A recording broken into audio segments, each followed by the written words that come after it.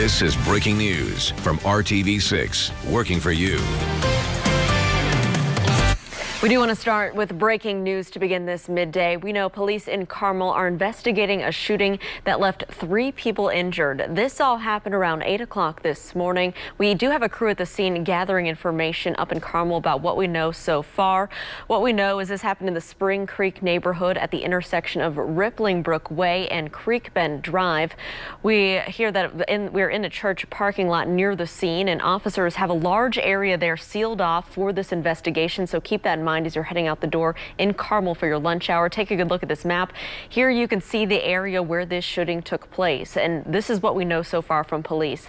They tell us there are 2 victims and 1 suspect. They are found suffering from gunshot wounds.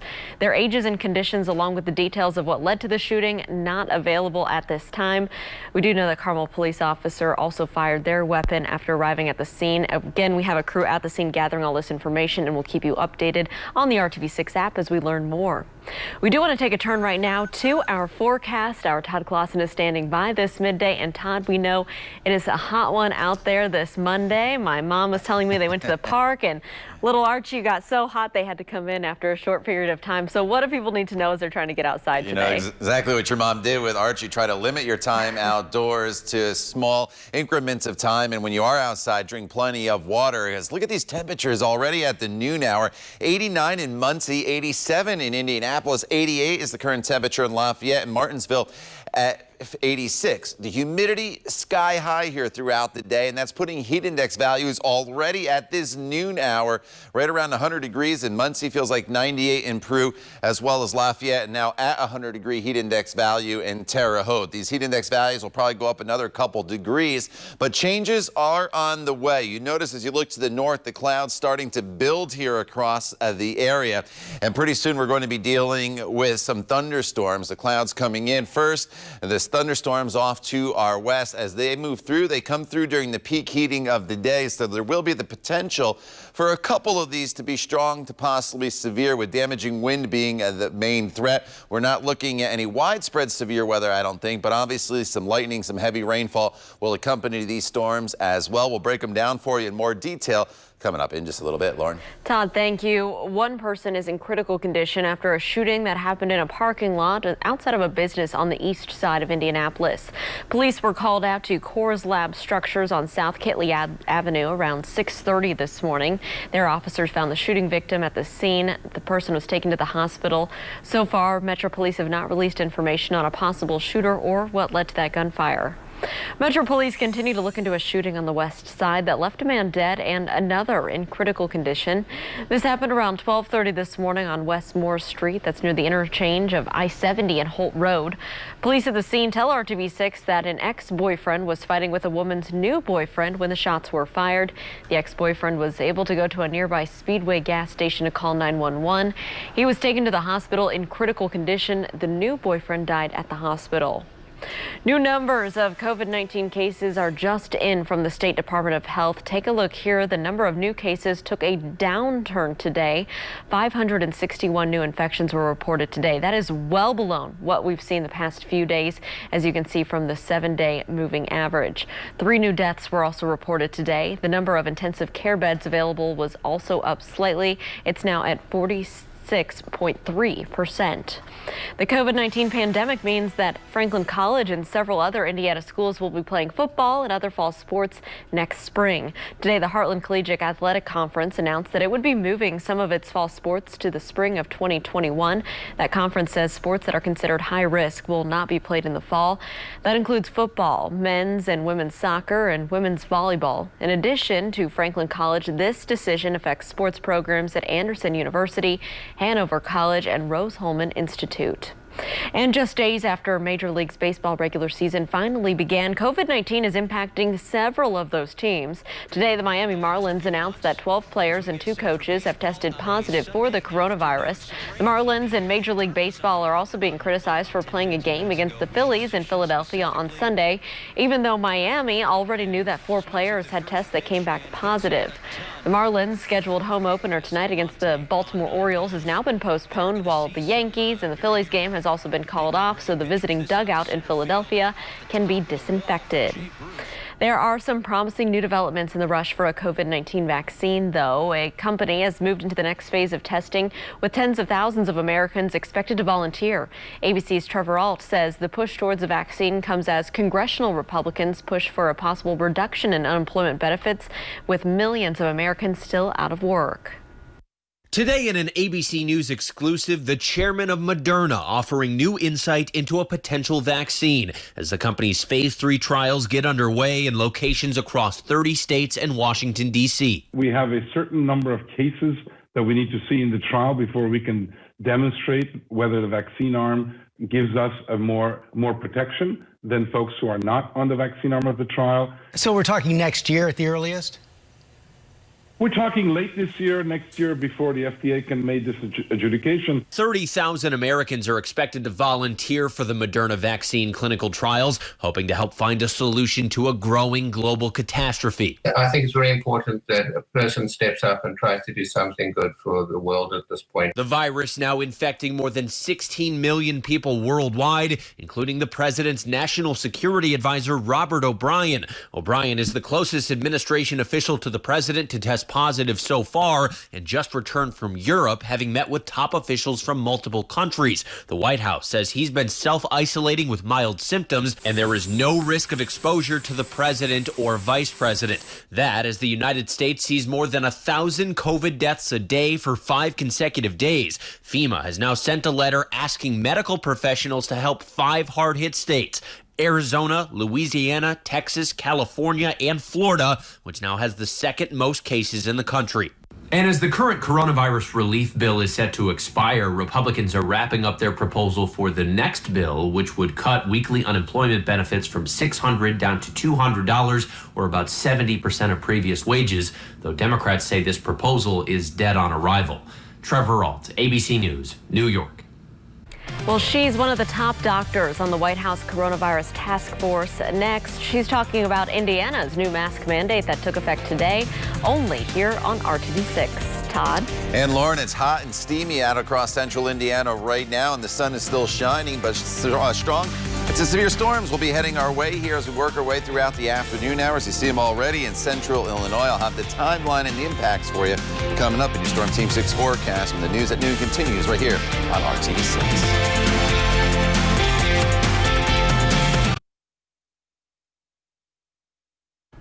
We want to go back to that breaking news this midday. Again, police in Carmel are investigating a shooting, leaving 3 people dead. Police are talking to our crew at the scene right now. Let's take a listen.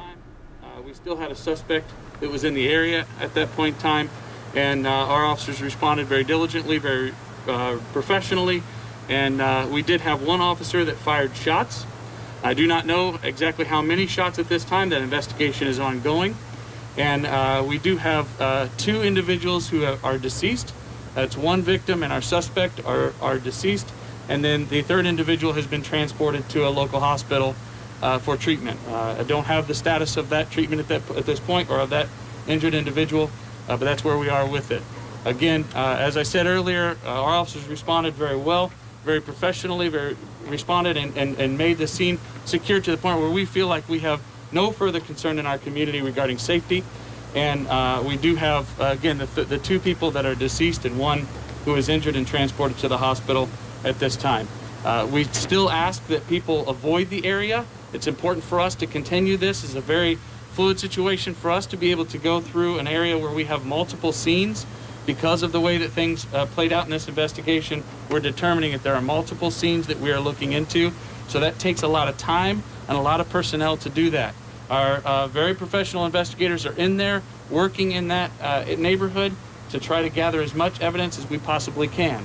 We certainly ask for any public help. If we know, if you've seen anything, if you have a video, if you have any evidence whatsoever that could be of value to our investigation, we ask that you bring that to us at the Carmel Police Department and our investigators so that we have the ability to investigate this thoroughly and fully to protect our community. We don't believe there's any further concern or danger to our community, and we will continue to investigate. Are the two victims related? I don't have that information at this time as to who. I don't have the identities of the victims at this time. Are you investigating as a homicide or murder-suicide? This is just an open investigation at this time. We're trying to figure out exactly how that is figured out, or trying to figure out exactly what we've got in front of us. Can you tell us if it's male, female? I don't have any of the information on the identity of the victims. I can tell you that the suspect was armed, and that is we do know that as far as the information that's coming into play, and it's part of our investigation that is continually happening in there. Were there shots fired at the officer? Do you know? I don't have that information. I know that an officer fired shots. Do you know if the officer shot the suspect? I don't have that specific information as of now. We're still determining that based on the investigation. And hopefully in the next 30, 45 minutes, again, I'll try to come back with you, and we'll get some more information as it's coming in from our investigators, and we're safe to release that so that we don't impede in that investigation. We'll certainly do that. And again, we are hearing from police in Carmel about a shooting. 2 people dead, 1 person injured. We know Carmel police also fired shots. This was happening in a neighborhood up there, the neighborhood that they still have a perimeter set up around for this investigation, Spring Creek neighborhood in the Carmel area. We'll continue to have more on that on the RTV6 news app throughout the day. Stay with us. More news coming up just after the break.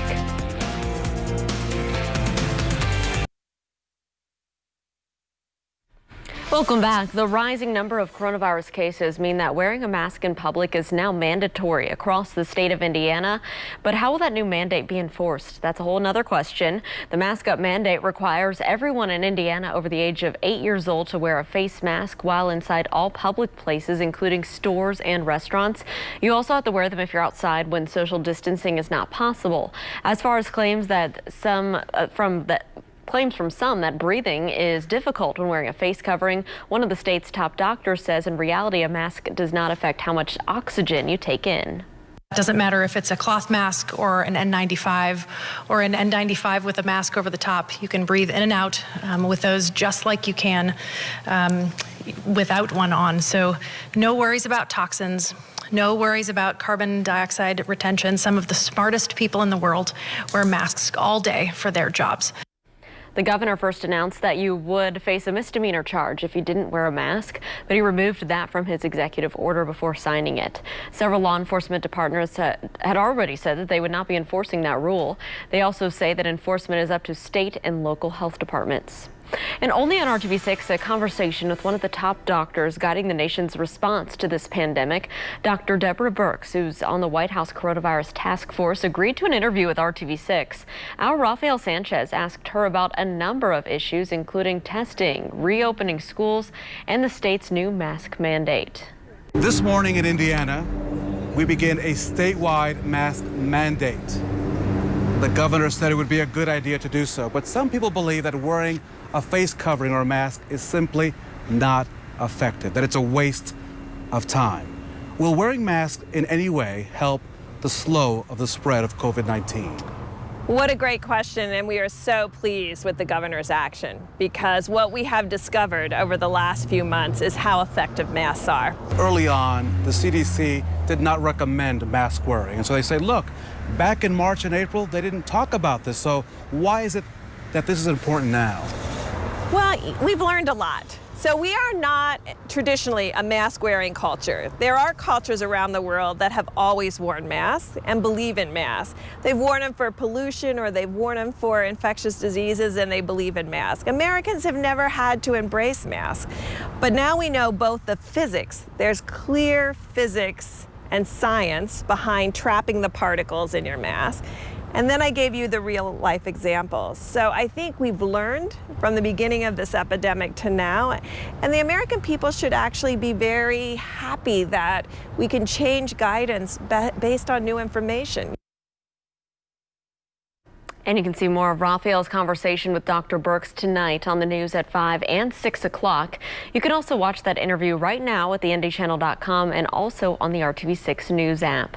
Let's take a turn to our forecast on this Monday. Todd, we're starting out a brand new work week. It's been pretty warm here, but what can we expect as we kick off our Monday lunch hour? You know, it's hot and it's humid out there, Lauren. That's going to continue this afternoon, and then the storms are going to roll in, and then tomorrow is when we get some relief from the humidity, at least. Temperatures tomorrow are still going to be pretty warm. 89 right now in Muncie, 87 in Indy, 88 in Lafayette as you work your way down towards the Columbus area, 86, 87 in Martinsville. You factor in that humidity, which we've been talking about all morning long. It is so high out there, and we have almost triple-digit heat index values across all of central Indiana, and it does feel like 100 right now in Terre Haute. 96 is the real field temperature in Indianapolis. So at least for the next couple hours, try to limit your time outdoors if possible. If you do have to be outdoors for an extended period of time, make sure you drink plenty of water to stay hydrated. The view from downtown to the north shows these cumulus clouds starting to build. They'll continue to build in that upward direction, and then a few of them will start to produce some heavy downpours and some lightning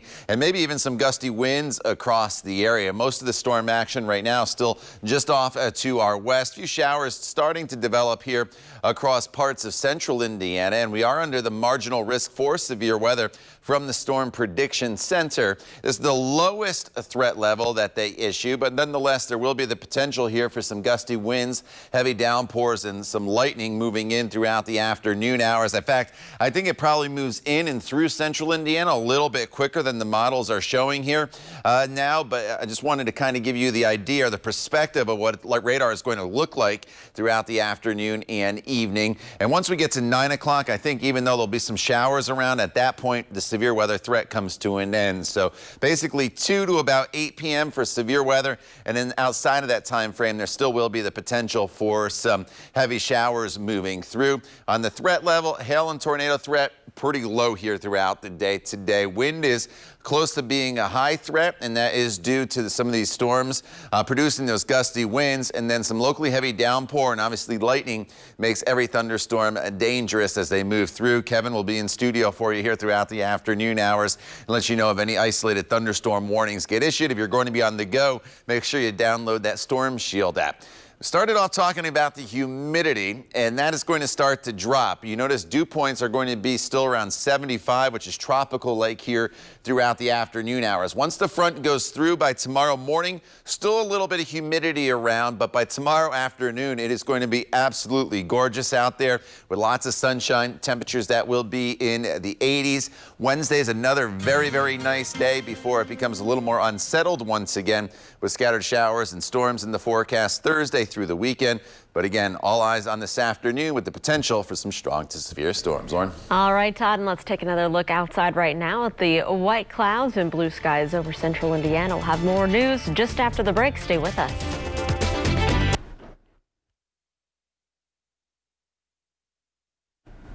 Perhaps LeBron James's sons are just missing him a lot right now. James, of course, trying to finish the NBA regular season with the LA Lakers at the league bubble down in Orlando. But in case anyone back at LeBron's home in Los Angeles missed him, his 13-year-old son Bryce apparently does a dead-on impression of him.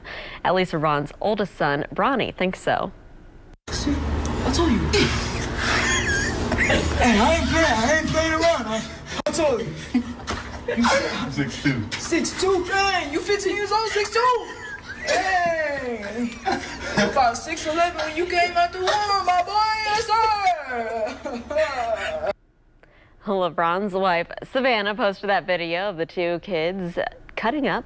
It isn't the first time that they've had a dig at their dad on social media. Earlier this month, Bronny James was asked during an Instagram live chat who his dad was, and his answer, Todd, Steph Curry. So they're pretty funny. that is pretty funny. I hadn't heard that one before. No, I hadn't either. That's pretty good. All right, here's a look at radar. Already some showers starting to flare up here just north of Indianapolis, pushing into the Marion area as well as Tipton. More storms back off to our west. Going to turn into a pretty active afternoon here with these showers and storms. Some could be spot strong to severe with wind being the main threat.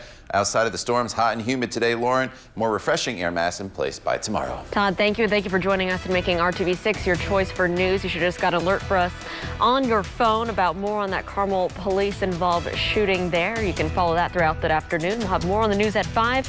We hope you have a great Monday afternoon.